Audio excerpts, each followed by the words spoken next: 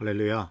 오늘 3월 2일 수요일날 아침에 하나님이 함께 하시며 우리 사랑하는 미랄교회 성도님들에게 항상 하나님의 놀라운 축복과 은총과 은혜가 넘치시기를 축원합니다. 오늘 말씀은 계속 이어서 영적 성장에서 영적 성장의 열쇠로서의 우리들 자신이 누구인가 하는 이 정체성을 같이 생각해 보고 있습니다. 갈라디아서 2장 20절 말씀 같은 본문으로서 오늘도 말씀을 보는데 이 말씀 속에서 그리스도와 함께 내가 십자가에 못 박혔다라고 사도 바울이 고백을 하고 이제 살고 있는 것은 내가 아닙니다. 그리스도께서 내 안에 살아계십니다. 라고 이렇게 고백을 하고 있습니다. 그래서 내 안에 살아계신 예수 그리스도, 이 갈라디아 2장 20절 말씀 속에서도 내 안에 계신 그리스도라고 하는 이 말씀을 중심으로 해서 생각을 해보려고 합니다. 예수님께서 그리스도께서 내 안에 살아계시다라는 것이죠. 물론 이건 영적인 의미입니다. 근데 내 안에 계시다라고 말했을 때 우리는 이것이 바로 예수 그리스도의 생명이 나의 생명이 됐음을 표현하는 것인 것을 알 수가 있습니다. 예수 그리스도께서 바로 그 영원한 생명을 갖고 내 안에 계심으로써 나도 역시 영원한 생명을 가진 존재가 되었다라고 이렇게 우리들은 이해할 수가 있죠. 그래서 내 안에 계시다라고 하는 이 표현, 사도 바울이 말했던 것처럼 내 안에 살고 계십니다.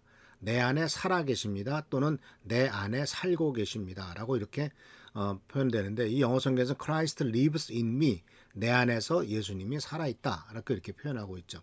근데 이 내 안에 예수 그리스도께서 살아있다는 것은 바로 생명이란 말씀을 드렸고 그리고 이것에 대해서 이제 잘 표현하고 있는 것이 고린도 전서에 나오고 고린도 후서에 나오는 말씀인데 이 내 안에 계신 그리스도를 통해서 고린도 전서 6장 19절 말씀 속에서는 이렇게 표현하고 있습니다. 너희 몸은 너희가 하나님으로부터 받은 바 너희 가운데 계신 성령의 성전인 줄 알지 못하느냐. 너희는 너희 자신의 것이 아니다. 라고 이렇게 말했습니다.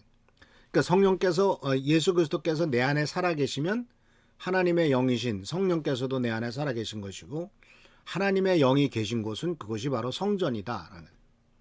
우리가 알다시피 구약시대 때 이 성전은 하나님이 계신 곳의 상징적인 표현이었지 않습니까? 그리고 더군다나 그때는 하나님의 거룩하심을 강조하고 하나님의 엄위하심과 거룩하심을 계속 강조하던 시대이기 때문에 휘장을 쳐놓고 지성소, 성소 이렇게 나눠놓으면서 하나님의 임재를 굉장히 중요하게 여겼죠. 그런데 이제 예수님께서 십자가에 달려 돌아가심으로써 성전의 휘장이 찢어지고 그것은 바로 이제 언제든지 누구든지 다 하나님에게 자연스럽게 나갈 수 있다라는 의미를 갖고 있으면서 동시에 그것은 바로 우리들의 몸을 하나님께서는 당신의 거처로 삼고 계시다라고 말씀하심으로써 이제 하나님이 계신 곳이 바로 성전이기 때문에 우리의 몸이 하나님의 성전이다라고 이렇게 사도 바울은 우리들에게 가르쳐주고 말씀하고 있는 것을 강조하는 것을 볼 수가 됩니다. 너희 몸이 하나님의 성전인 줄 알지 못하느냐라고 이렇게 사도 바울은 반어법으로 얘기를 하죠. 그러니까 이건 굉장히 중요한 그 선언이죠. 왜냐하면은 육신은 사실 연약하고 유혹에 넘어가고 죄를 짓는 도구가 되기 쉽지 않습니까? 그런데 그 안에 하나님이 살아계시다라고 하는 것, 성령님이 살아계시다라고 하는 것은 상당히 그 당시에 이해로서는 굉장히 탁월하면서도 초월적인 이와 같은 가르침이라는 것을 발견할 수가 있죠.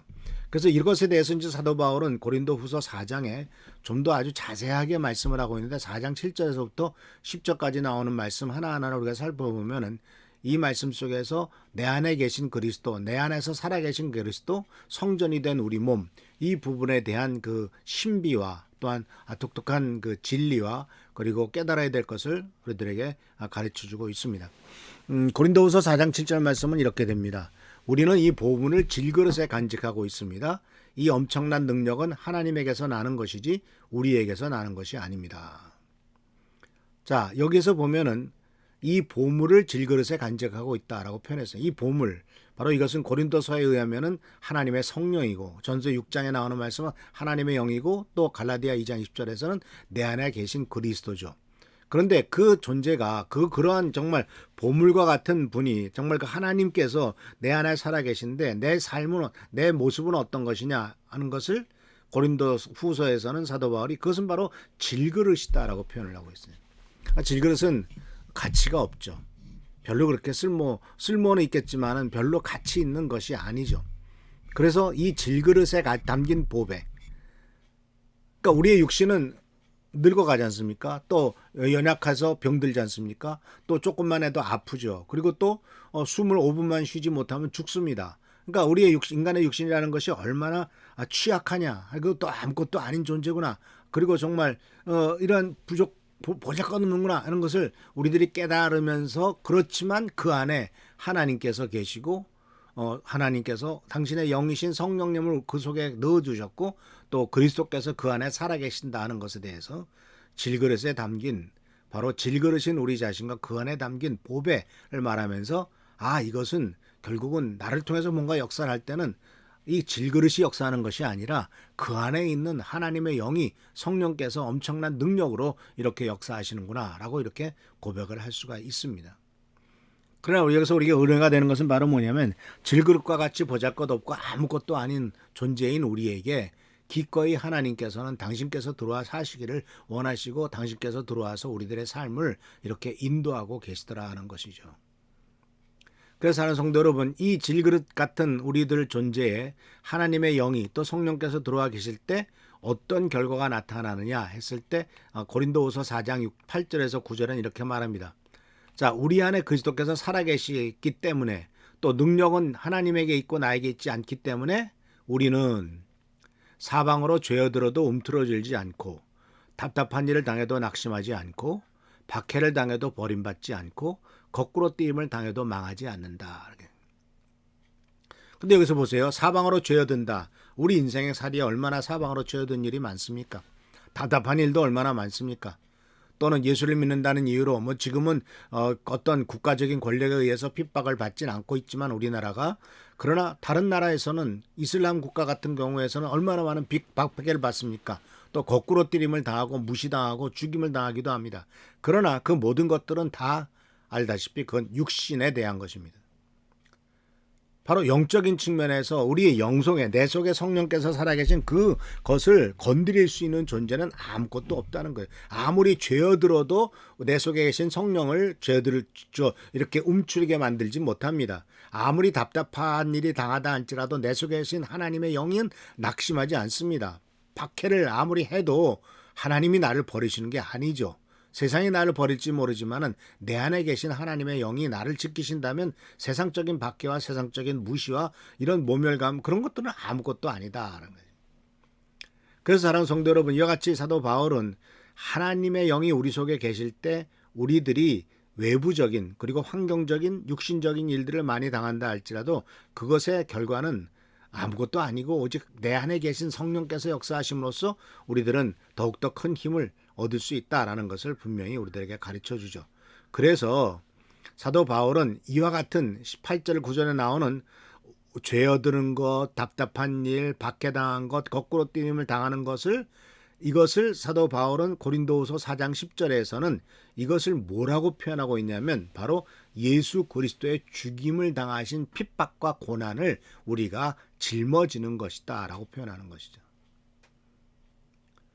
자, 우리는 여기에서 하나님을 믿는 사람이 믿는다는 이유로 또는 정직하고 바르게 산다는 이유로 죄어들고 답답한 일을 당하고 박해를 받고 거꾸로 뛰임을 당해도 그것 때문에 우리들이 실망하거나 좌절하거나 또는 낙담할 필요가 없죠. 왜냐하면은 우리가 내 죄 때문에 그랬을 때는 회개하면서 돌이켜야 되겠지만은 내 죄가 아니라 하나님을 믿는다는 이유로서 그러한 핍박과 어려운 일을 당한다면 그것은 오히려 예수님의 죽임 당하신 예수님의 고난을 내 몸에 짊어지고 있음을 상징적으로 표현하고 있기 때문에 나는 지금 주님의 고난에 동참하고 있구나, 인류를 구원하신 주님의 고난에 동참하고 있구나 라고 생각하면서 큰 감사를 드릴 수가 있게 되는 거죠. 그래서 사도 바울은 이렇게 예수 그리스도의 죽임당할 우리 몸에 짊어지고 다닐 때 어제도 말씀드렸습니다만 우리가 고난당하고 죽임당하는 것은 그리스도의 부활에 동참하기 위함이다 했을 때 예수의 생명도 또한 우리 몸에 나타나게 하기 위함이다 라고 말했습니다. 질그릇이 있습니다. 질그릇에 뭔가 담겨 있습니다. 그런데 이 질그릇을 뚜껑을 덮어놓으면 거기서 빛이 나와도 빛이 잘 비치지 않겠죠. 또 질그릇이 크고 그 속에 자그만 어떤 그 보물이 있어도 질그릇 때문에 보이지 않겠죠. 그러나 질그릇이 깨지면은 그 안에 있는 보물이 드러나지 않습니까? 오히려 역설적인 것이죠. 우리들의 육신의 연약함과 부족한 것들을 다 내려놓고 더욱더 우리들 자신을 낮아주면 오히려 내 안에 있는 예수 그리스도의 생명이나 내 안에 있는 하나님의 놀라운 역사나 하나님의 능력이 나타나게 되는 것을 사도 바울은 역설적으로 우리들에게 말하고 있습니다. 그래서 사랑하는 성도 여러분, 우리가 질그릇을 아무리 치장해 본들 무슨 의미가 있겠습니까? 내 속에 계신 주님께서 역사하셔야죠. 오직 주님만이 가능하십니다. 그렇기 때문에 내가 스스로 하려는 노력은 중단하고 주님이 나를 통해서 역사하시도록 오히려 이 질그릇을 깨트리는 그와 같은 마음을 갖고 살아가는 것, 이것이 바로 우리 안에 사시는 그리스도를 드러내는 것이고 이것이 바로 영적 성장해 나가는 과정입니다. 질그릇을 깨트리는 과정이 영적 성장의 과정이라는 사실을 기억하시면서 더욱더 주님의 은혜 가운데서 내 안에 계신 그리스도에게 순종하고 내 안에 계신 그리스도를 드러내는 우리 귀한 성도님들의 삶이 되기를 축원합니다. 기도하겠습니다. 오늘 하나님께서 우리들과 함께 하신 은혜를 감사드립니다. 질그릇과 같은 우리들 자신, 아무리 아버지 하나님 치장해 봐야 질그릇이고 또 쉽게 깨지기 쉬운 질그릇과 같은 우리들의 자신을 인물 이 시간 고백을 합니다. 간절히 간구하고 나옵기는 우리들의 삶 속에 진정한 하나님의 회복과 은총과 은혜가 넘치도록 도와주시고 아버지 하나님, 질그릇이 아니라 그 안에서 찬란하게 빛나는 하나님의 영광을 드러낸 우리의 삶이 되도록 축복과 은총을 더하여 주옵소서. 오늘도 함께 지켜보 살펴주시고 보호하시고 역사하시기를 바라옵고 예수 그리스도의 이름으로 축복하며 간절히 기도하옵나이다. 아멘. 감사합니다. 오늘도 질그릇을 치장하는 것이 아니라 우리 안에 계신 그리스도를 드러내며 하나 옆에 더욱더 강구하는 성도님들 되시길 바랍니다. 우리 교회를 위해서 또 코로나 바이러스가 속히 종식되도록 또 우리 최승규 장로님, 한은정 선생님을 위해서 또 이제 얼마 남지 않은 대통령 선거를 위해서 하나님이 함께 하시도록 위해서 기도하는 우리 감비랄교회 성도들 되시기를 축원합니다. 할렐루야, 축복합니다.